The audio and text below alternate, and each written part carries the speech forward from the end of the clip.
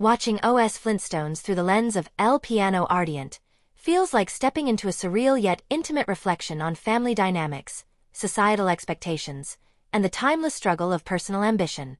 The film begins with the familiar nostalgic panorama of Bedrock, a world that is both primitive and absurdly modern, where Stone Age architecture meets contemporary quirks. Right from the opening scene, the filmmakers establish a tone that is playful yet deeply layered. Fred Flintstone, whose larger-than-life persona has always bordered on the comic and the tragic, is introduced not merely as a comedic figure but as a man wrestling with unspoken desires and the pressure of conformity. His iconic laugh echoes through the stone corridors of his home, but beneath it lies a palpable tension that the film slowly teases apart. One cannot help but notice the meticulous way in which the mise-en scene conveys character psychology. Every stone wall, every caveman-style furniture piece, every exaggerated gadget seems to mirror the internal world of the characters, hinting at the incongruence between their outward joviality and inner turmoil. The narrative quickly introduces the titular piano, a massive, primitive instrument carved from granite and wood, which becomes a symbol of both aspiration and obsession. As Fred awkwardly approaches the piano, one senses an almost mythical gravity, as if this simple act of playing music has the potential to unravel the very fabric of Bedrock society. The scenes depicting Fred attempting to master the piano are particularly compelling. Each note, clumsy and discordant at first, mirrors his struggle to express authentic emotion in a world that constantly demands performative cheerfulness. The juxtaposition between Fred's bumbling physicality and the elegance he attempts to summon from the piano produces a rich tension that resonates beyond mere humor.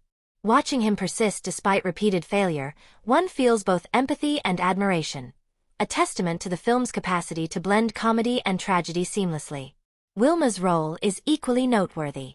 Often portrayed as the stabilizing force or the moral compass, here she embodies a more complex spectrum of emotion.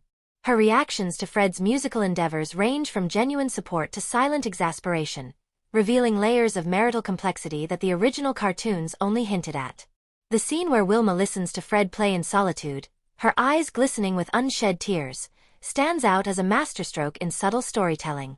It captures a lifetime of shared experiences, unspoken compromises, and the fragile hope that individuals can find beauty in unexpected places. Beyond the central couple, the secondary characters contribute nuanced textures to the narrative. Barney Rubble, traditionally a source of comic relief, is here depicted with a sense of melancholy and introspection.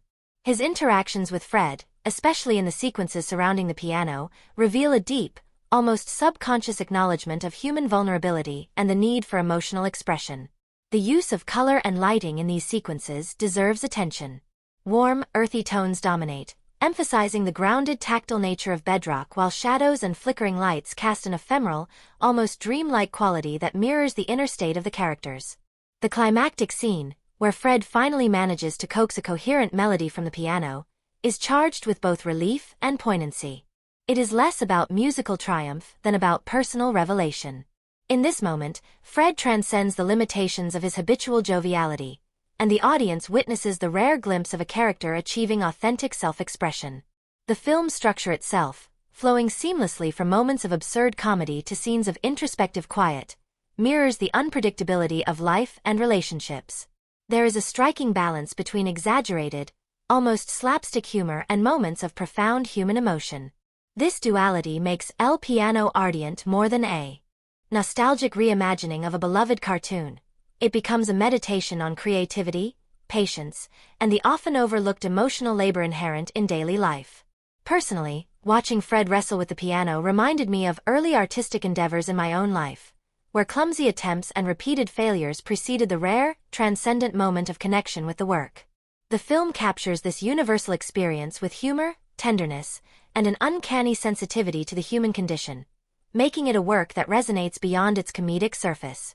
In conclusion, OS Flintstones, El Piano Ardiente is a remarkable exploration of aspiration, family bonds, and the courage to pursue self-expression in a world that often prioritizes superficial cheer over authentic feeling. Through masterful character development, evocative cinematography, and a narrative that balances humor and heartfelt introspection, the film elevates a familiar universe into a deeply human story that lingers long after the final scene. Its genius lies in the way it invites viewers to laugh, reflect, and ultimately empathize with characters who are at once cartoonish and profoundly real.